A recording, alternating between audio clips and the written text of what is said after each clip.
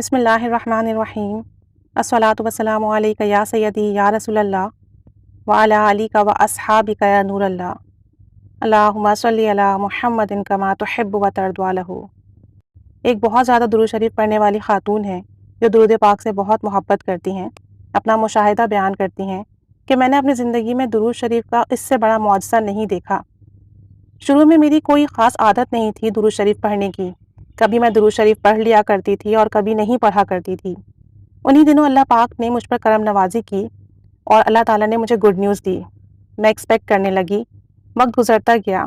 جب ڈاکٹرز کو چیک کروایا تو ڈاکٹرز نے بتایا کہ بیبی کا سر نہیں بن رہا، لہٰذا آپ کو جو ہے حمل ضائع کروانا پڑے گا۔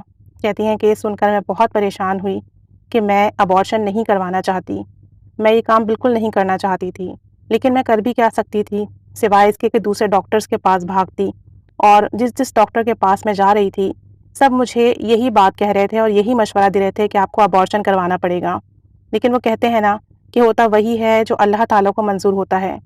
کہتی ہیں اسی پریشانی کے عالم میں مجھے درود شریف کی ایک کتاب آب کوثر پڑھنے کا موقع ملا، اور جب میں نے یہ کتاب پڑھی تو میرے دل میں امید کی ایک نئی کرن پیدا ہو گئی، مجھے حوصلہ ملا اور میرا یقین بڑھا۔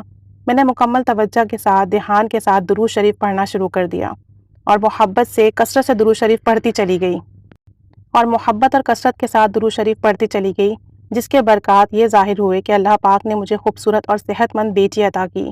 جب بیٹی پیدا ہوئی تو بہت لوگ حیران ہوئے، اور تمام ڈاکٹرز جن سے میں نے مشورہ کیا تھا وہ خاص کر بہت حیران ہوئے کہ یہ کیسے ممکن ہوا۔ لیکن میرے دل سے ایک آواز آتی تھی کہ جہاں میڈیکل فیل ہو جاتی ہے وہاں درود شریف کی برکات کام آتی ہیں۔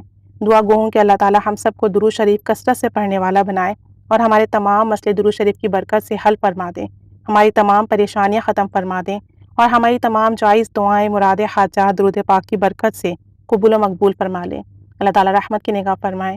جس کا جو بھی مسئلہ ہو، جو بھی حاجات ہو، جو بھی پریشانی ہو، کثرت سے درود شریف کا ورد کیجیے، انشاءاللہ تعالیٰ اس کی برکت سے ضرور مسئلے حل ہوں گے۔